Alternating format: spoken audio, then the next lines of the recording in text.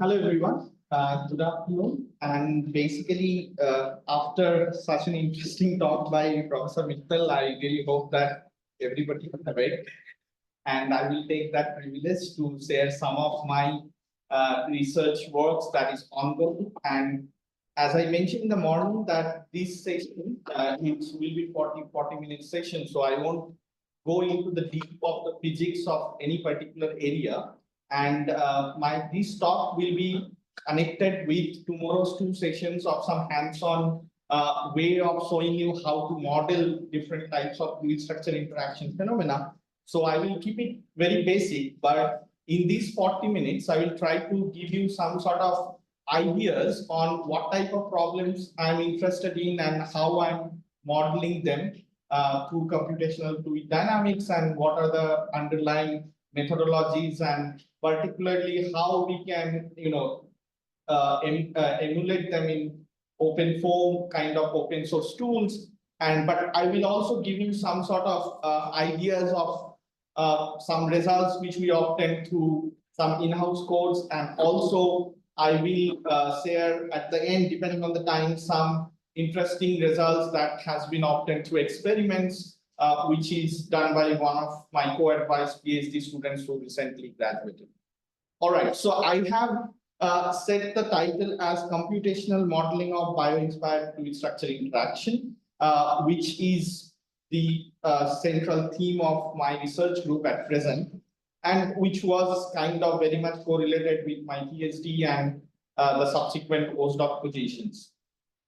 And you can very clearly see that I am interested actually very much in the wake, which is generated due to the interaction between unsteady flows and rigid and flexible structures. And I'm very much interested on how this different unsteady wake contributes to the aerodynamic loads and in which way. So that's one of my major interests in my research. And as you can see that I'm interested in biological flyers, swimmers, or any biological organism that actually exhibit interesting kinematics to exhibit biopropulsion and leads to fluid structure interaction and unsteady flow fields. All right, going ahead. I just made this slide here while Professor Mittal was presenting, just to show you, okay, to get where Birmingham is located and where basically how much distance it is from India. So Birmingham actually is located towards the central south of UK, and UK is a very small island we compare to other countries, and we have a very beautiful campus in UK or in England, and I would say that we are quite lucky that in our campus all the different departments are kind of conglomerated in the same area, and we have kind of a pseudo feel of IIT-like campus, which I quite like, and it's quite green. And we have this old Joe, which is our main landmark of the university, which is one of the tallest clock tower of an educational campus throughout the world. Right, so just giving some sort of research track record, which I've already told in the morning, I won't take much time. Previous to joining as assistant professor in the University of Birmingham, I was a postdoc and adjunct lecturer of fluid dynamics in the School of Engineering of University of Edinburgh, where I was working on an European Research Council project called Dandy Drone, which is basically to design micro drones based on the long distal dispersal of dandelion seeds.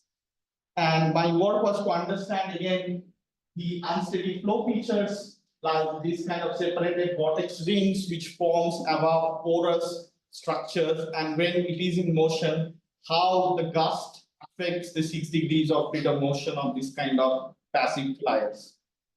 So previous to that, I was working in a philosophy which we basically wrote to understand the fluid structure interaction and unsteady flow physics of laminar as well as turbulent flows of bio-inspired structures. And particularly focusing on dynamic stall and stall flutters of kind of wind turbine blades and aircraft wings. And there I did some work with these leading edge protuberances and how they affect the laminar separation bubble in turbulent region and how we can capture them accurately. And before that, I did my PhD, as I said, in flapping wing aerodynamics in IIT Madras with Professor Sunetra, Sarkar and Prof. Right.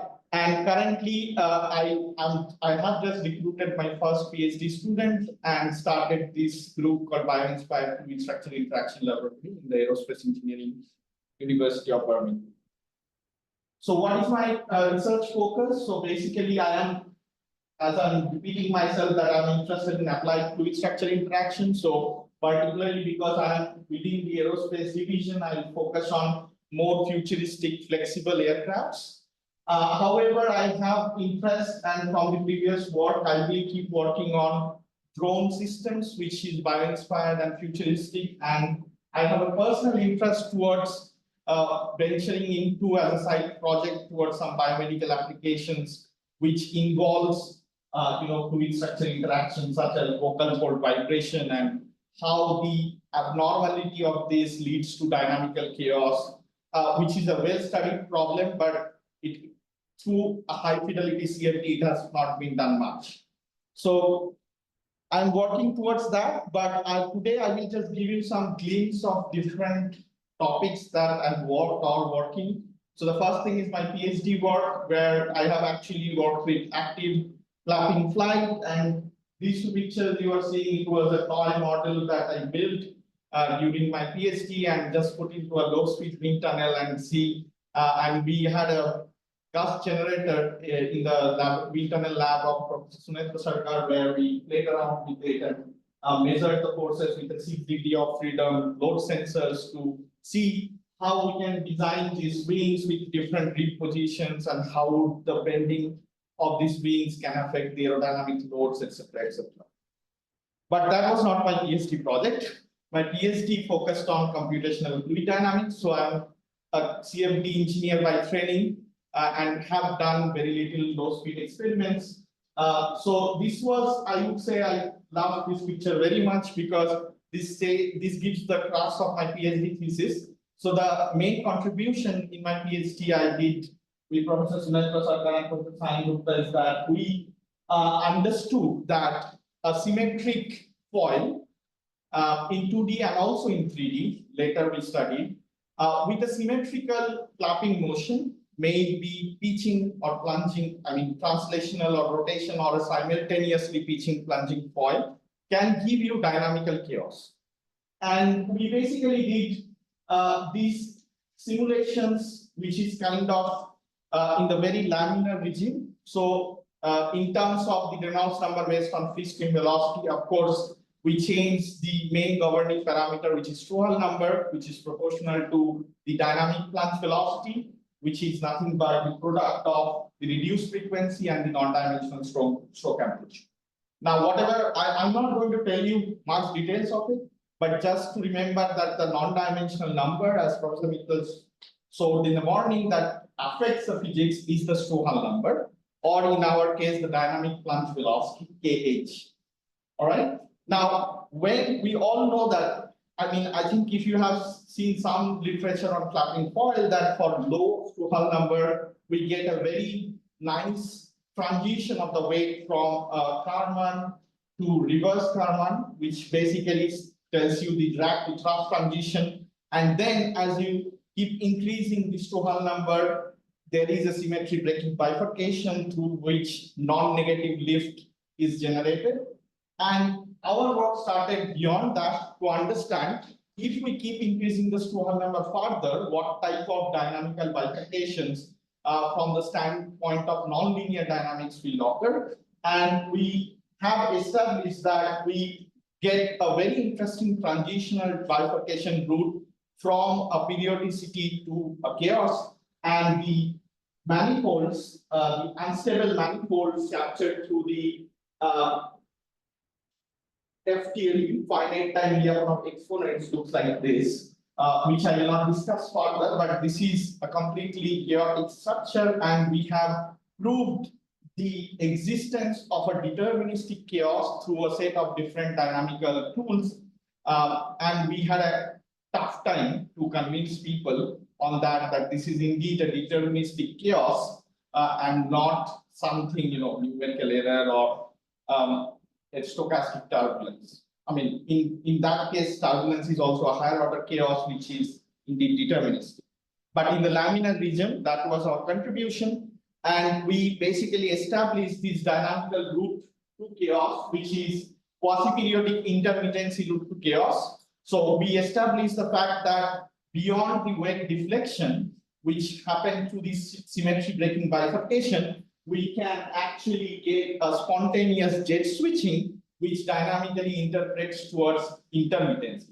What is intermittency? Intermittency is nothing but an interplay between multiple dynamical states in the same time, with time, without changing the main governing parameter. So you see that for these two scenarios, I'll quickly explain. First one is the case for purely plunging case. So I have not mentioned the time snapshots here, which because this transition happens arbitrarily or even chaotically, which is also another finding that it does not happen over a uniform interval of time set. So initially, you see that for periodic plunging case that our Strohal number is in such a region that we get a deflected wave, and then at some time there are some near field interesting interaction, and the trigger being the leading edge vortices and the transition in the leading edge vortices, it gives a completely chaotic wave, which again with time reorganizes itself to give a same upward deflected wave pattern. So this is what we mean by intermittency, and this phenomena was not found before that this can actually happen. And as we keep on increasing this governing parameter, which is Strohal number, we see that this frequency of this intermittency happens more quickly, and ultimately it leads to a robust chaotic state.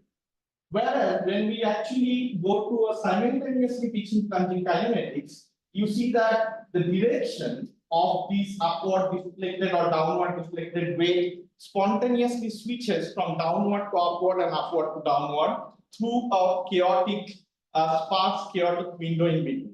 And this is known as jet switching in terms of the wave dynamics, but dynamically it is also the intermittency.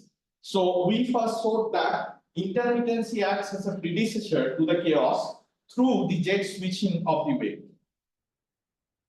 Right, so the very recent work, which I am not the main contributor, the main contributor is another PhD student in the group of Prof. Sunetra, Sarkar, and Saha, continued this work, and I just want to show it just to close the story. Probably Professor Sunetra Sarkar will present a lot more detail of flapping wing aerodynamics in the talk. That can we control this chaos, or what is the way? I mean, why in nature for the natural flying animals we don't see any chaos, right? Although we know this that the snap of butterfly can create a tornado somewhere, but actually the kinematics of butterfly or the aerodynamic loads, we normally do not see chaos in it, because when we design an engineering micro aero vehicle, we don't want our aerodynamic loads to be chaotic, because we need to have a control algorithm in place. So we understood that this actually the main secret lies in the flexibility. So all the natural flyers or animals, they actually have very flexible flapping appendages. And you see that in these two animations, one is gamma is basically a non-dimensional form of flexibility. Infinity means it's rigid, and gamma is basically opposite, inversely proportional to when it comes down, it means it is more and more flexible. So you can see that for rigid system, for the same higher dynamic plunge velocity or Strohal number, it was 2.3 in this case. The dynamics is completely chaotic. But if we tune the flexibility in an appropriate way, we see a periodic bifurcated wave. So indeed, the flexibility or the chord-wise flexibility in this two-dimensional case plays a significant role in determining the dynamical nature of the wave and in turn the aerodynamic loads. Now, that raises the question that whether we can make it more and more flexible or not. Of course not. So there is an optimum flexibility beyond which the structural nonlinearity will become dominant in as opposed to the aerodynamic nonlinearity, and we will see a chaotic state again. As you can see, this gamma equal to 0.37. It becomes again chaotic, however, due to the higher order structural modes and the transition from the structural side. Right. So basically that's the story, and I don't want to talk much about it because I want to show you other topics that I work on. But if you have any questions, please ask me after the talk. And I'm going a bit faster. Sorry for that. So from this work where we are building on, so you can clearly see that this is a very good example of fluid structure interaction, right?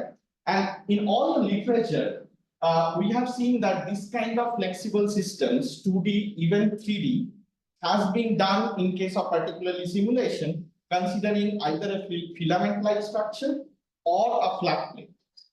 Now, I thought asking myself that what happens if we have a wing, or like, for example, the morphing wing of a morphing aircraft application, and whereas due to the design constraints, we may not be able to make the whole wing flexible, right? Because you have to have other components and electronic things in between for unmanned air vehicles, etc.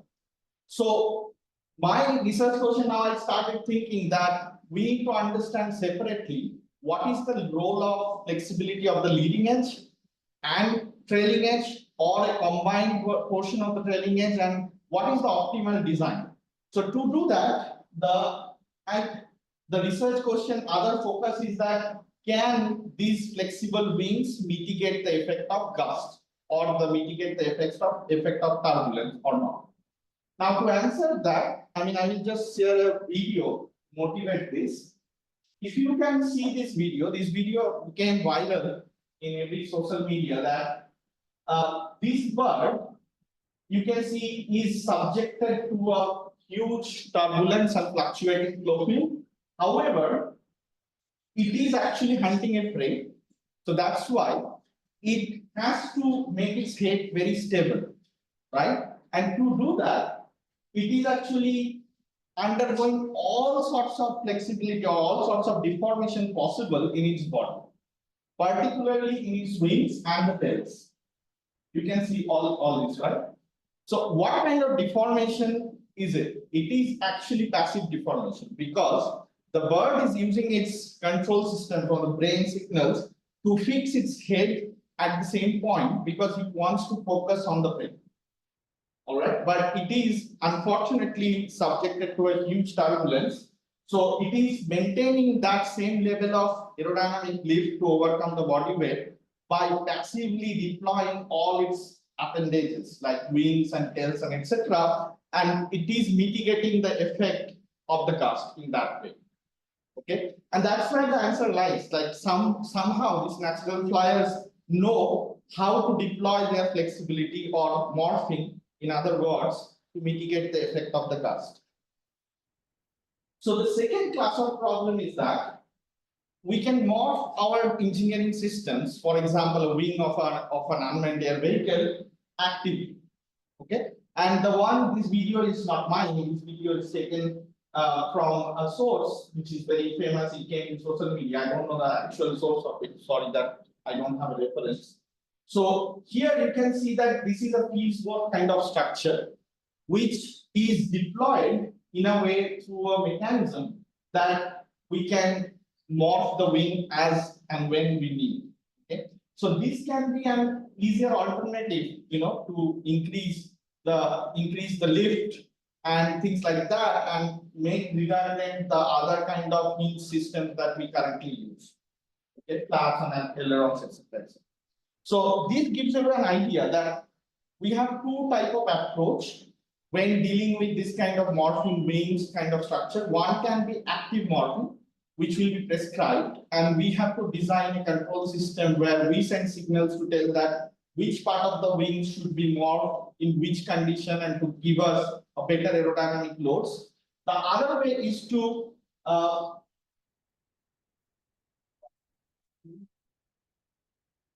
sorry, it's the animation.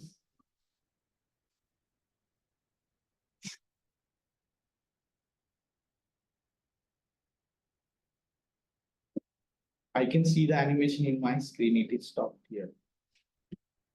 Okay, let's go to the next slide. Somehow the screen is frozen. It is not working. Next slide, you can go on. No, it is frozen in this. So what I'll do is I'll stop sharing.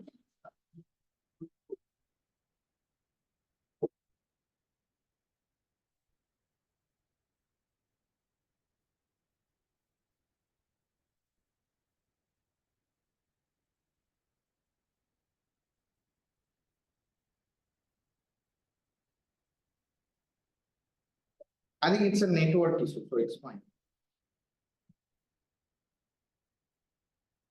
Yeah, now you can see it. It's fine. I think it's just a network internet issue. So as you can see that in this case, so my question was that can we actually model this kind of system considering when it was just network issue. So instead of just a flat plate, which is easier to model, can we take a wing system starting from a 2D airfoil to 3D, and then can we do a variable flexibility of the system?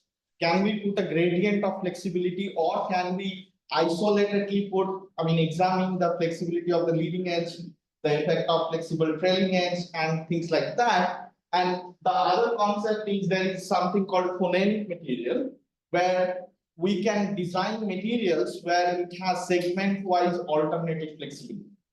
So to do that, we need to model this kind of system accurately, and it is very well known that for this kind of high amplitude bodies, flexible bodies with high amplitude motion, the coupling scheme has to be very stringent. Otherwise, your coupled calculation would often lead to divergence, because this is not a flat plate or this is not a filament, right?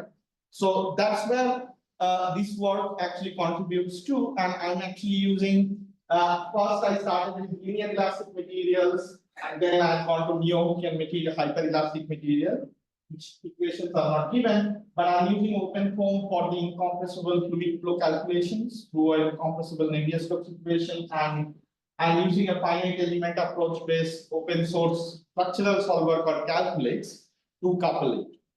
Now, when I talk about coupling, which I'll explain tomorrow in more details, that when you have a fluid solver, either in-house code or open source tools, or you have a commercial tools, and you have a separate structural solver, and you want to couple it, the approach you take is called partitioned approach, okay, which is almost in most of the cases not possible for commercial codes because it doesn't allow you, it's not flexible enough to couple with an external code, right? So in those cases, for example, star CCM or ANSYS Fluent or COMSOL, you use a monolithic approach, where the monolithic coupling couples the fluid and the structural equations together.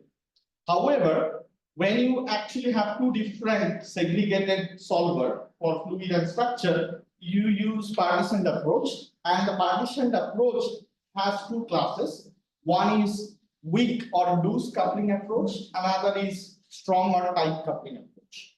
Now, what is the difference? The difference is that in the loose coupling approach or weak coupling approach, we do not have an additional correction loop for the structural displacement.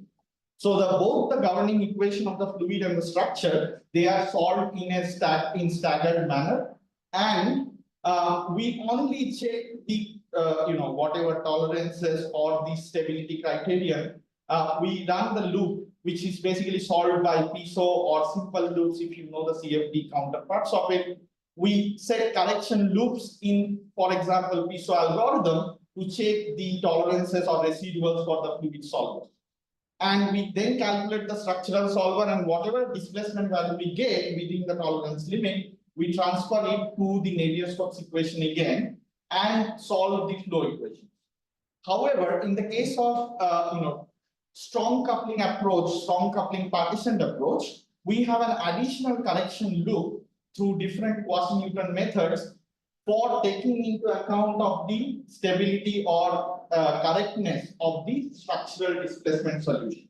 So first, we solve the fluid equations, we get the pressure fields, etc. We calculate the aerodynamic or hydrodynamic forces. Then we put the forces, transfer it to the structural solver, which can be a Euler-Bernoulli beam equation, which can be a plate equation, whatever, or stream equation. And then basically we also check the correctness of the displacement that we get through the structural solver through an additional correction loop.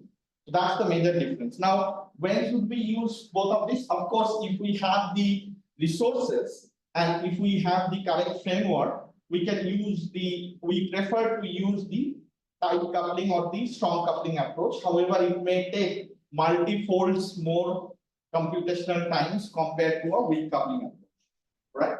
Now, what is the limitation of this weak coupling approach? The main limitation of the weak coupling approach is that it is only accurate up to a certain lower mass ratio value. So, as Professor Mittal has already told, all these parameters which are very crucial for fluid structure interaction problem, one of them is the mass ratio. And if your mass ratio is comparable between the solid and the fluid, your weak coupling approach cannot give you the correct result. So in most of the cases, it will lead to divergence. It cannot calculate. So in that case, we must use a strong coupling approach.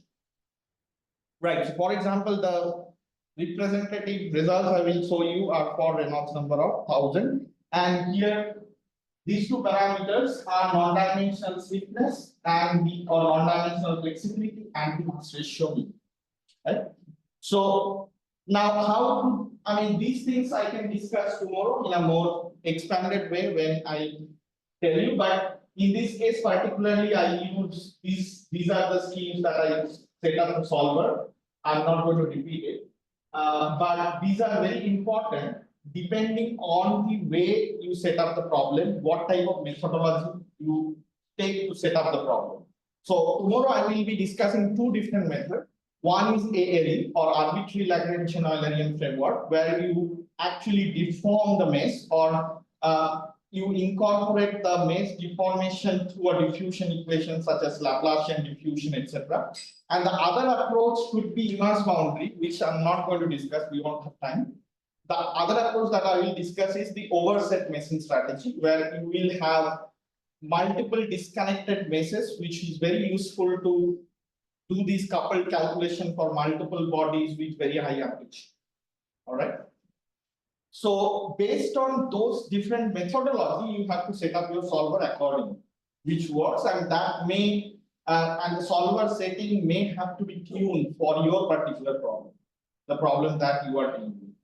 Now, in this case, to couple, in this particular case, what at present I'm taking to couple the fluid and structural solver, I'm taking another third-party open source coupler, which is Python based mostly, which can actually couple the OpenFOAM code to this calculates code.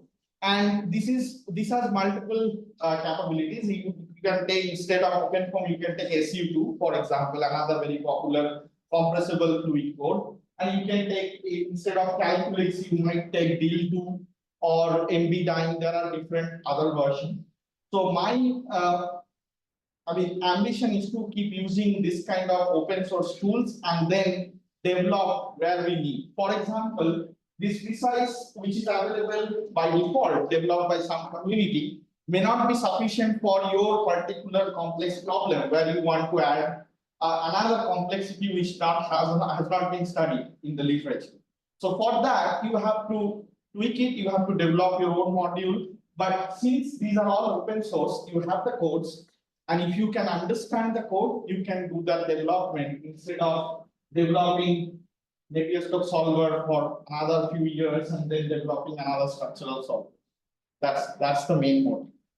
All right. And these are, again, I will probably not reiterate. You can see these are the different data mapping technique and the quasi-Newton method. The important is the quasi-Newton method by which you couple, and this is for strong coupling approach. So I use IQ and ILS, and there are Atkins relaxation and other type of schemes. And there are multiple data mapping schemes. One of them is RDF think-based plan, which works better for me.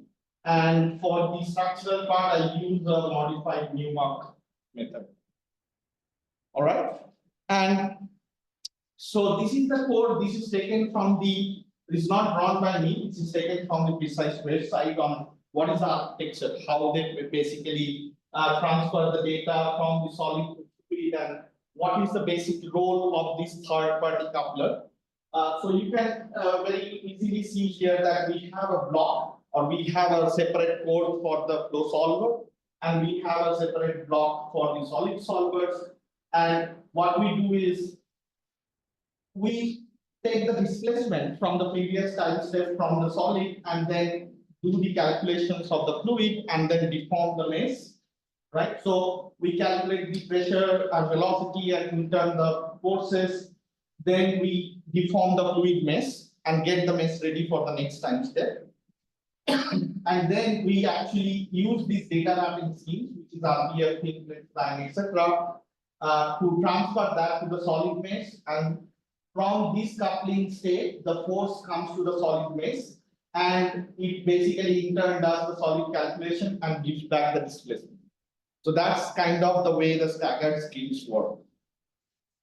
And in between, there are different sockets and communicators, which enables this communication between the fluid and solid. And this is the role of the precise coupler. Right. Sorry. So, I mean, as usual, whenever you, before trusting any code or model, you need some confidence in that, and you basically go back to the benchmark problems of FSI, which is Turek's case is one cylinder with a splitter plate case and the perpendicular flat case. These are the benchmark cases for which we either know analytical results, or we know previous experimental results, or previous very trusted computational results. And we also compare the results with our once IBM solver, which is finite element based cut cell based finite element method based IBM solver that I'm developing with one of my colleagues. And they are pretty close within certain differences, which is acceptable for us. Now, coming to the physics, as I said, I won't talk much about the physics. I don't have time also, but just to show you one visible change, that how flexibility can affect the weight. So you can see that in this case particularly, this is also a flexible plunging airfoil, which is only undergoing translational motion. And our dynamic plunge velocity, this k times h, is 1. And we know very well from the literature that that will give us a deflected wake. Now, based on the initial condition, it may be upward deflected or it may be downward deflected. Now, please keep in mind that this is not into the region where you can see jet switching. So once it is deflected, it is a stable state of the wake, and with all the time you run the simulation, it will stay in that mode. Okay? And of course, how this deflection happens and how the symmetry is broken is very well known in the literature. The leading edge vortex may or may not have a role to play depending on the reduced frequency of the flapper, but ultimately the main agent is this couple, vortex couple, which forms from the trailing edge.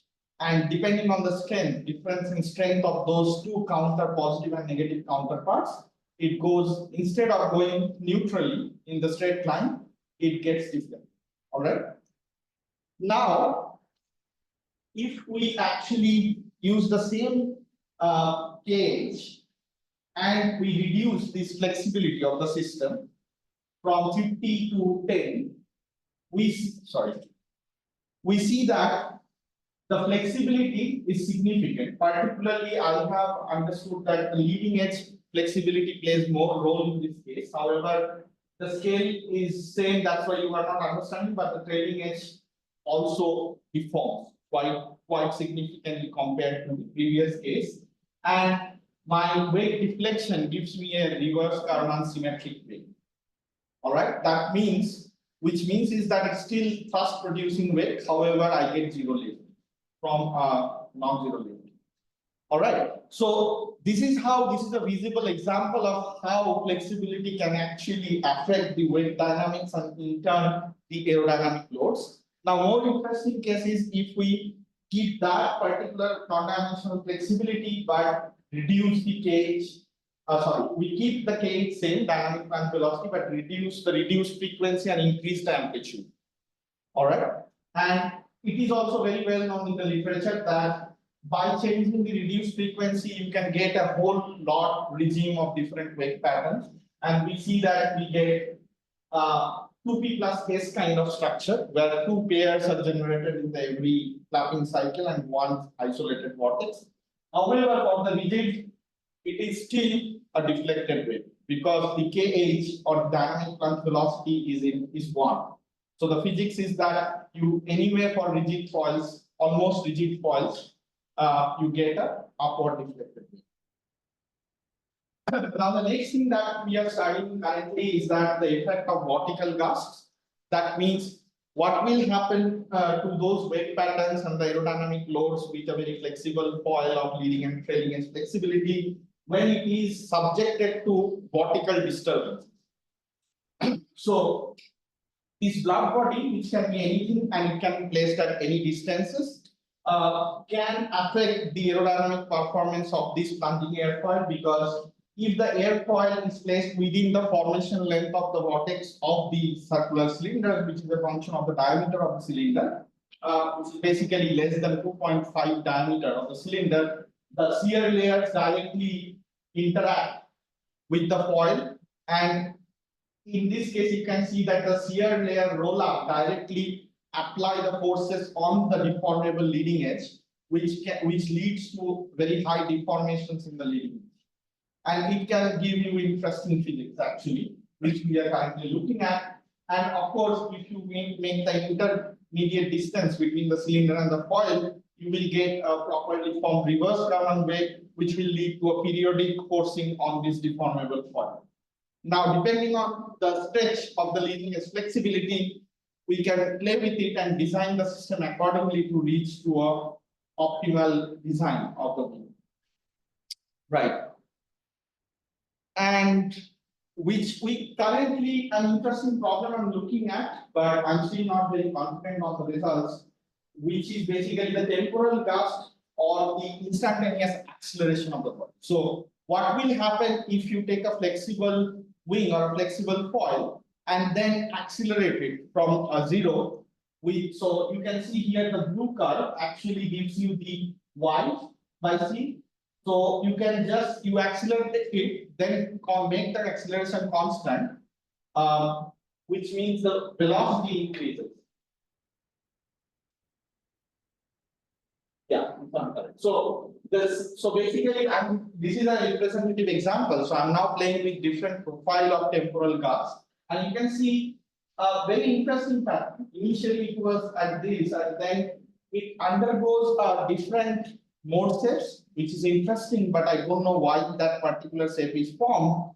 However, ultimately that shape is retained while the deformation occurs. So this kind of problem, which I want to march is, I want to go towards a spatiotemporal vortical loads, which applies on the wing, and then I want to see how these flexible wings or foils can mitigate the effect of that, at least in an average sense.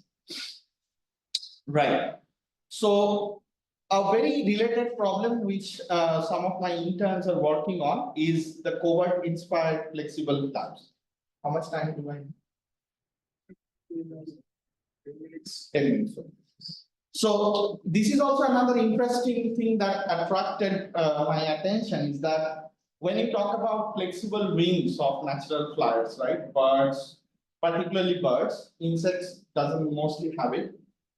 They have different layers of feathers. There are some are primary feathers, but particularly towards the leading edge of the wing, you can see there are some secondary feathers which are called coverts.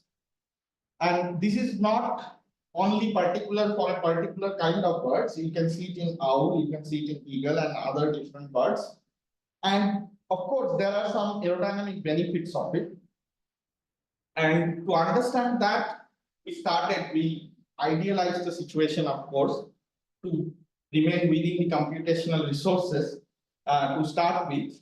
We started asking this question that what will happen if we first add one flexible flaps, then we add multiple flexible flaps. Now the research questions here are many. First is that whether if we consider an isolated flexible flap, what is the more beneficial location? Should we put it exactly at the leading edge or close to the leading edge or at the middle or at the close to the trailing edge? What will happen to the dynamic stall vortex when my angle of attack is beyond the deep stall limit, etc., etc.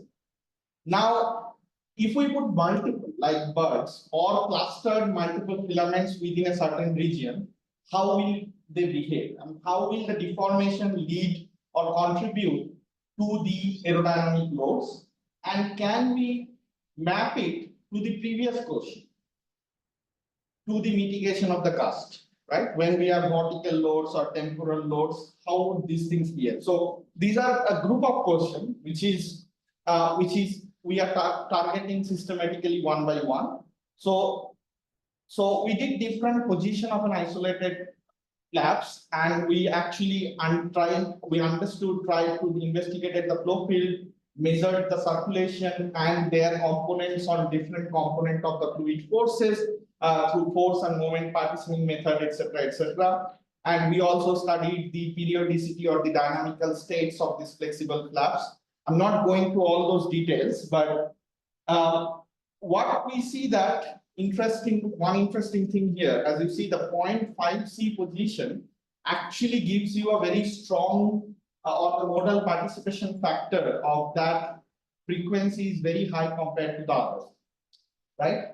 So do you think intuitively the aerodynamic performance in terms of lift lift coefficient will be higher for this? So no, I mean, we saw that the lift coefficient in an RMS sense, of course, it's no, not RMS. I plotted here different things: mean, minimum, maximum, RMS, and also the mean. We see the trend that 0.9C gives us, in all the sense, it gives us the better lift performance. Okay, and when this flap is particularly located close to the leading edge, it gives much higher drag, which intuitively, you think analytically, makes some sense towards my understanding, actually. And this is how the flow looks like. So what it does, what I understood and we are trying to understand is that it delays the separation point of the separation bubble, and it's very difficult to comment particularly because I've not understood completely. It can also be leading to the delay of the reattachment of the bubble, and we are still trying to understand it. But somehow we have seen that when we place the flap towards the leading edge, towards the trailing edge, our lift performance is much higher.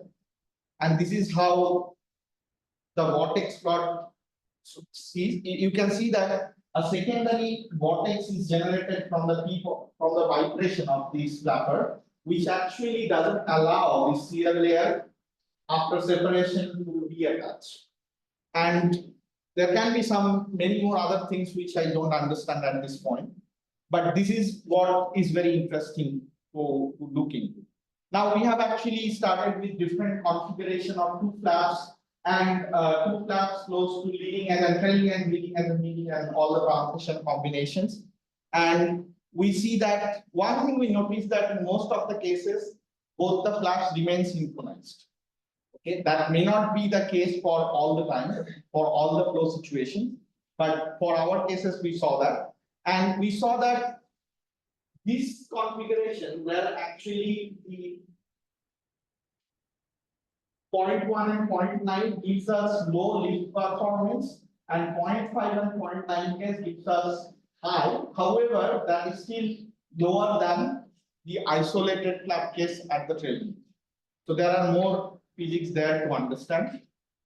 And we added 3 flaps after that and then we try to understand the dynamical synchronization, etc., etc. And you can see that this is basically gives you much higher drag, particularly due to the position of these point ones in the leading edge.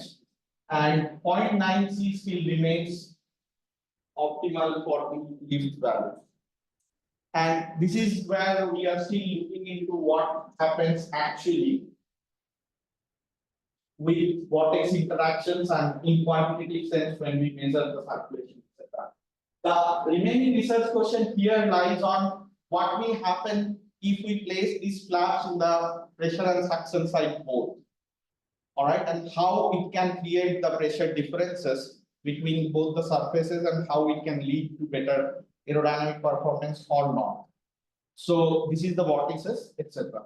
As I said, I'm not giving you any conclusion because these are all ongoing works. I'm just telling you or showing you how we can model these problems and which will be continued for the next session. Right. So very briefly, I will show this probably. That morning I talked about this, why we try to understand the passive flyers, because you can see that the 90% of these passive flyers falls below and 1% goes beyond. The main characteristics of these dandelion flyers is that they are porous. So permeability and porosity has a great role to play. But we are still modeling it and we have not been able to model it appropriately with very good validation. So I will basically show you at least what we can model is that we can model this impervious disk with their different parameters, different non-dimensional parameters, and how their responses varies with different gas profiles. And at this point, we are only looking at temporal gas. So this is very well known in the literature that if you take a disk and leave it, what are the different parameters that can actually affect the system, right? So there are many different sets of parameters defined by different literature, but the converged ones are basically mass ratio, Galilei number, which is also related to the Archimedes number, non-dimensional moment of inertia, and which is also related to the aspect ratio and density ratio of the problem.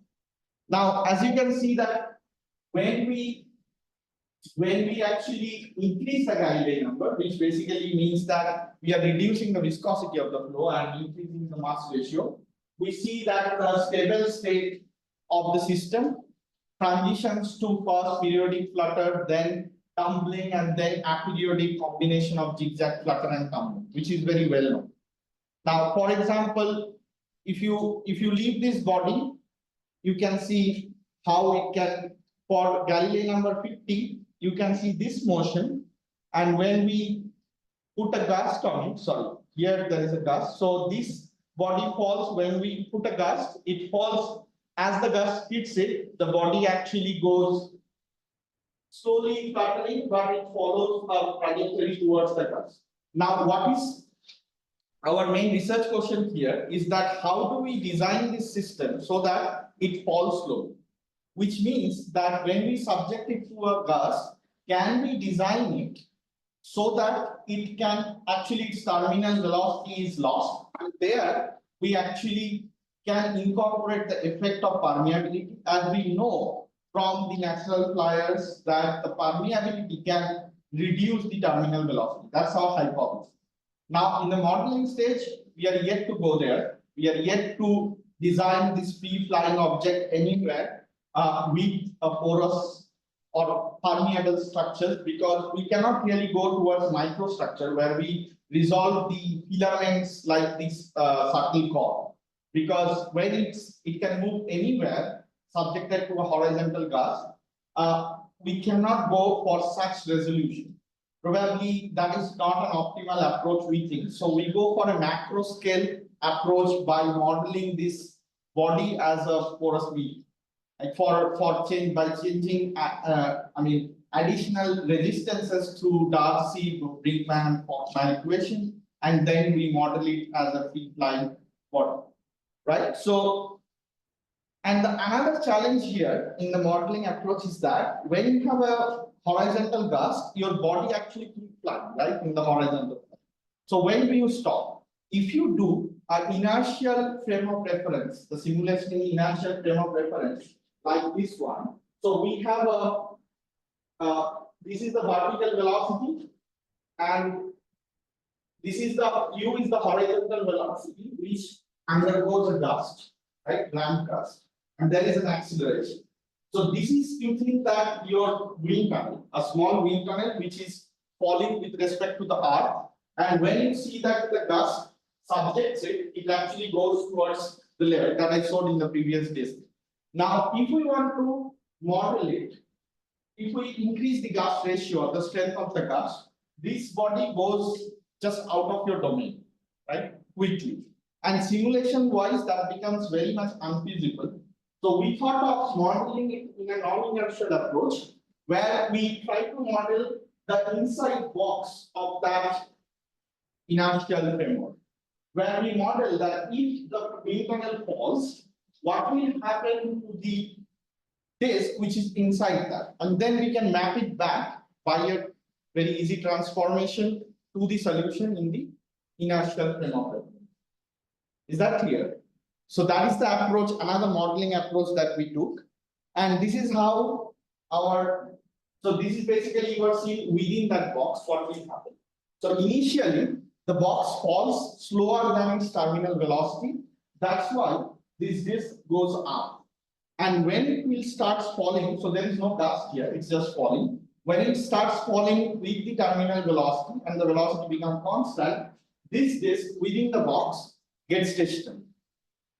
And then we can easily see what changes happens to the recirculation bubbles above the plate when the gust appears, right? So we do start the simulation with a transient stage, and it reaches a steady state with the separation bubbles or recirculation regions, and then we apply the gust to see whether it can go up or not. That means it will go up means the terminal velocity of the system in an inertial frame of reference will decrease. So that's our research question, which is still ongoing, and we are trying to model the permeability in an accurate fashion. So for an impervious plate, what happens? So as I said, this Galilei number and the mass ratio both are the main parameters, and you can see these as the Galilei number increases, the unsteadiness of the plate motion increases significantly, and when the mass ratio increases, instead we see actually the horizontal distance or the inertial effect of the body plays a major role. All right, and this is kind of map we understood, and this color bar is basically is that as we change the Galilei number and the mass ratio in the map, how we can achieve this how we can quantitatively measure the reference position of the plate in the presence and absence of the gust. Say there is no gust after a reference time where it settles, and if we fix the gust ratio and gust amplitude after the gust, after the transient is over, when it comes back to its descent velocity, where does it settle and what is the difference between them?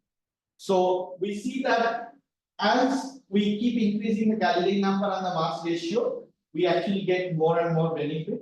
And beyond this black body is basically where the body goes to the unsteady kinematics, which is more difficult to measure in a single realization. You have to do a statistical measurement. So this is our conclusion in that sense. And the major, I'll just show this, which is my descent velocity u with time. So we basically actually got that if we apply a sustained gust like this one, this green one, this is basically gust acceleration u dot g. Instead of giving a ramp, if we apply a sustained gust, interestingly, we can actually, you can see this video, we can actually make the plate not only go slower, but it can also go up. So our hypothesis again is here that when the flow is turbulence, if we actually put a turbulence vector of the flow, the kind of very small passive flyers, they can extract energy from the turbulence and actually go up also, which will actually increase the dispersal of the body very much, which will allow them to go farther and farther. So this is how the descent velocity looks like. That you see that in the transient phase, your descent velocity actually for some time goes much lower. And the fall, it is a trajectory with respect to the inertial frame. It falls same with the descent velocity, which is terminal velocity. Then it goes up due to the transient effect of the gas for some time, and then slowly comes down to its actual velocity. So this is again some very interesting problem which we are trying to model through doing such an interaction. And this is one thing just to show you that we are also just see that I will show you that we are also basically it is an ongoing project with my postdoc advisor where he is continuing this work experimentally.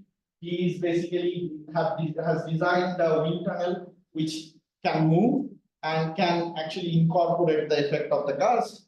And this is again the experiments done with the actual damp flight with this kind of non-inertial approach. As you can see that when the tunnel is stopped, indeed it goes up within that wind tunnel. So that is what we are trying to model. I just want to give you a practical idea what we try to model. Right. So with that, I will stop. Maybe two more examples I can show tomorrow if time permits. Thank you. If you have any questions, I can answer.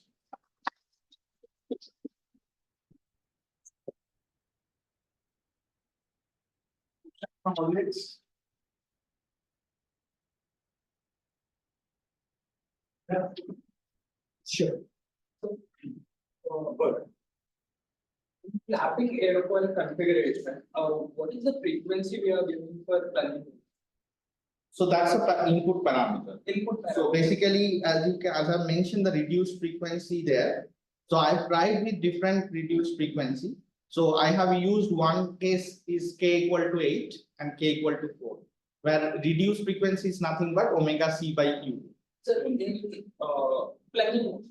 Yes, in planning motion. So which is the governing equation for the planning? A sin omega t. Sine Where omega, yes, sin omega t. A is the or alpha sin omega t. Alpha is the magnitude and omega is the rotation. Yeah. Sir, in nature is it the same? Like it follows the K sine omega t. Yes, the kinematics is the same. It's a periodic sinusoidal kinematics of planting. Yeah, I had a question on the same thing. How do you decide on the height of the flaps? I mean, H, you mean here, height Of the flaps? I mean, the amplitude. Oh, just the geometry. Oh, the geometry. This, so this profile is an ACA 0012. So that's the profile, but you have put these flexible filaments. So there was a image. Oh, the next problem, right? So with the flexible flap, The flexible filament right? based on the cohorts. Yes. So that's actually a very good question because the length of this flapper doesn't come into this KV parameter, which is the non-dimensional flexibility. So the more I'll increase the length, will increase the flexibility in that sense. So for that, for currently, I have taken it as, if I remember correctly, I have taken it as 0.1 or 0.2, but that is a parameter, so I'm not very clear. So that we need to study the effect of that separately. So I suppose my question could be, should it be inside the boundary layer? Should it be jutting outside the boundary layer? That's a research question I've not studied. So I think that's a very interesting question. So if you see the videos actually, so Or it was there inside the separated zone. yeah, so you can see that this initial leading edge flapper is actually interacting directly to the shear layer which separates directly from the leading edge. So it is not allowing it to roll up. And this gives the actuation to the shear layer, which introduces an oscillation to the shear layer. And you can see a secondary small vortex also forms at the peak. So I suppose the length has another role to play in. So whether it should be inside or the outside, So motivated by the birds, the birds. Yes, So, but this is a very idealized. right, but do you get any dimension from them, from those pictures or? We actually get. So I would have to go back and compare them. And I just wanted to mention, which I thought people will ask here, is that this is not a very optimal case for the covert flap case. Can you say why? What's the major difference of this simplified model with the bird wings? Because their secondary feathers never is at 90.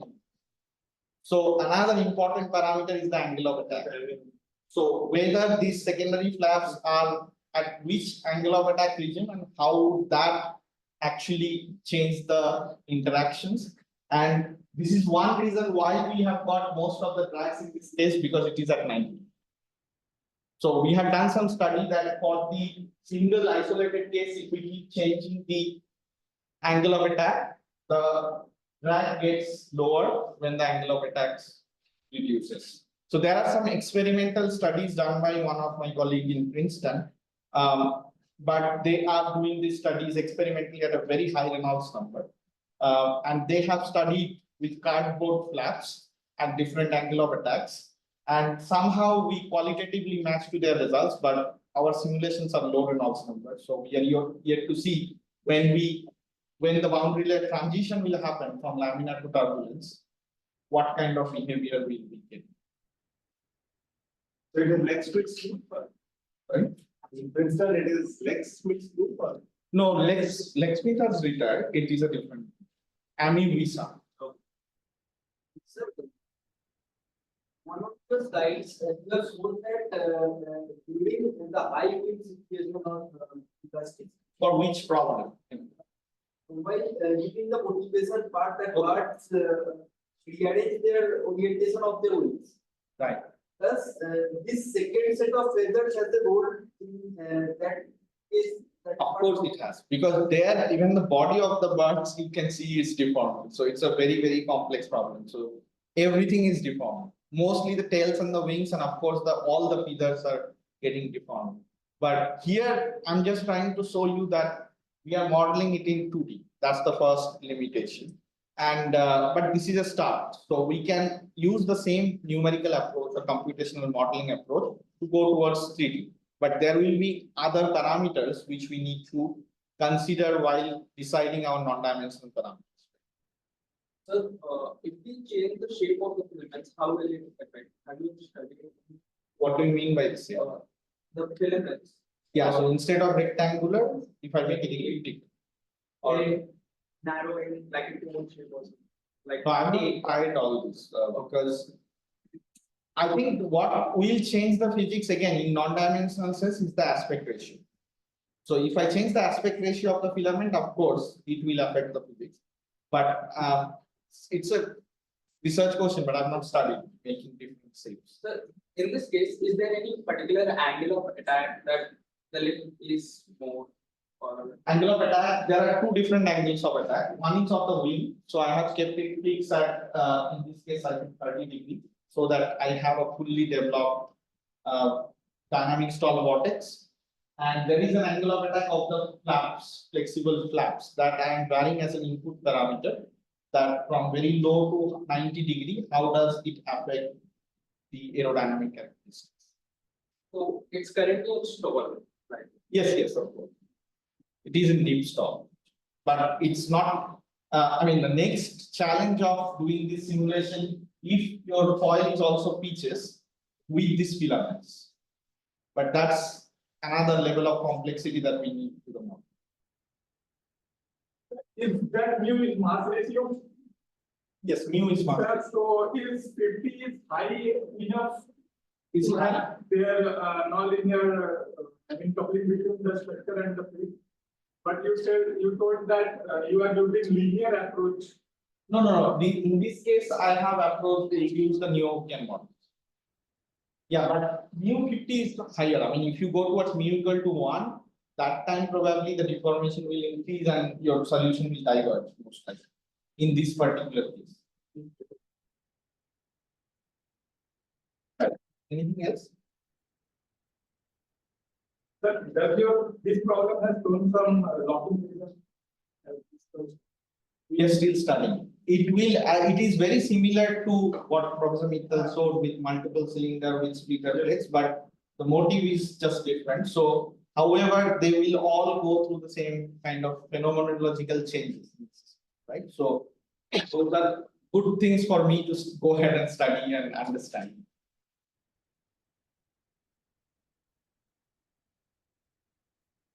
So, if there is no more question, close the session today. So I invite Ravina Mittal for presentation to Professor Bose. Oh, the cash will back. And